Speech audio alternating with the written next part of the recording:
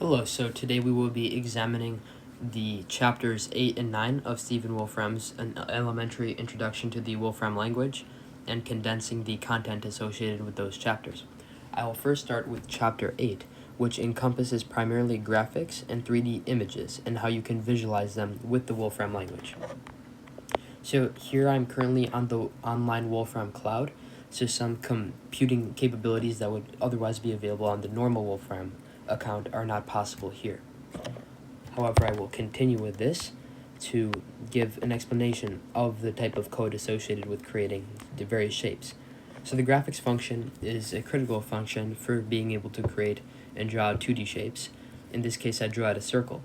Now, as you may notice, the two central brackets of the circle, the two brackets denoting the circle, need to always be attached when you are calling the graphics function to draw out a circle. However, they have a certain meaning. They're simply simplified versions of a circle that has a center at 0, 0 and a radius of 1. This is sort of the standard circle in Wolfram, and you never have to actually write out those coordinates to describe that standard circle with a radius of 1 and center 0, 0. It is built in, and all you need are two brackets without anything in them. However, with different variations of a circle will come the need to specify those values. Now, graphics function can also be used in conjunction with different primitives and other functions that specify style for the shape in question. In this case, I am able to create a rectangle and visualize it that is the color green. And as with a rectangle, you need to specify the corner coordinates. And in this case, 0, -1 denotes the bottom left corner, whereas 8, 1 denotes the top right corner of this green rectangle. So that is to show that the graphics function there are variants in which you are able to create and specify colors, thickness, shading, stuff like that. Now, another function that is important is the regular polygon function. This is also needed to be applied in conjunction with the graphics function, and it is able to create any type of n-gon in which the n is the argument that you specify within the brackets corresponding to the regular polygon function. In this case, I have created a decagon with 10 sides. Now, the table function is another function available in Mathematica, which is very common and very versatile. It can be applied both to visualize and create a table of numerical values based on some iterator, some function, or it can be used to create a table of shapes based on an iterator underlying function that controls those shapes. In this case, I use regular polygon to be able to control the number of sides on each successive shape within the table. So I have a pattern in which I have a regular polygon with a number of sides n, and that number of sides n increases from a minimum of 3 to start out my first value, or the first shape for the table, up to 10 for a decagon. And because I didn't specify my interval, it is assumed, because of the way that Mathematica works, that each successive shape will have one side more. So in this case, the interval is 1 between each shape. One more side is added. However, to specify an interval, in this case, I have the same exact functions being called, except the side n is being increased from 3 to 10 by 2 steps at each time. So it's stepping up the amount of sides by 2. So in this case, I go directly from a triangle to a pentagon, and so on.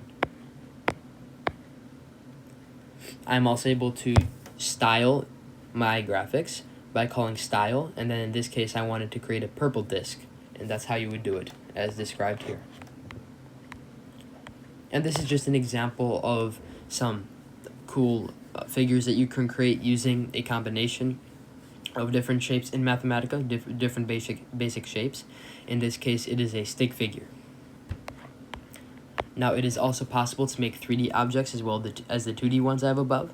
Because this is the web-based version of Wolfram, it is not able to display and visualize the 3D graphics, but here's the code. And if you plug this into Wolfram, a Wolfram-compatible notebook, you will be able to visualize these. The first one is just a sphere, and it's shaded so that it appears as a three-dimensional sphere. The second one is the same exact thing, except it is a yellow sphere. And the third is I again called the table function to create 10 successive cones, 3D cones. So that was all Chapter 8. And now Chapter 9 in Wolfram, the elementary introduction, focuses primarily on the idea of interactive manipulation. Interactive manipulation deals with the ability to use the manipulate function in order to take some variable and iterate it, or take some primitive and be able to vary it and see visualize the resulting outcome of that. A good way that I have to visualize that is with a matrix plot. Now, a matrix plot lists out, in this case, it lists out the values that correspond to the ones that I have denoted here, except in the form of a 3x3 square, a 3x3 block, with each square inside of it corresponding in color to a number value. As you get more and more negative, the color and the shade of it becomes more blue, and as you get more positive in integer value, it becomes more red.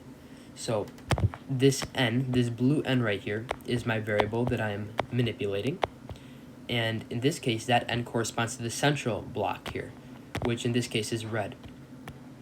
And I'm manipulating that value of n between -10 and 10, so it becomes variable in that range.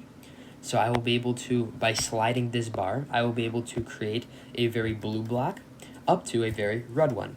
Although I can't show it because of the web-based version of this, it would be possible simply by sliding this bar after you specify the manipulate function and what you are iterating. This is just to demonstrate that the manipulate function can also be used to visualize how trigonometric functions such as the sine function would change if you alter values necessary for a trigonometric function such as its vertical stretch shift, horizontal stretch shift, and vertical translation units. And these become variable in the range that you specify. So in this case, I can manipulate the vertical stretch of the sine function between 0 and 5 for the value of a. The horizontal shift becomes variable by between 0 and 20, and then my c value here becomes variable between 1 and 4. So I can see and visualize the resulting effect of those. Of course, because this is the web-based version again, it is not dynamic, but if you take the same code and copy it into Wolfram Mathematica, these sliders become dynamic and you would see the actual functions being mapped out, and you can interact with them. So that's all for this video, and happy exploring with the Chapter 8 and 9 content of Wolfram Mathematica. Thank you.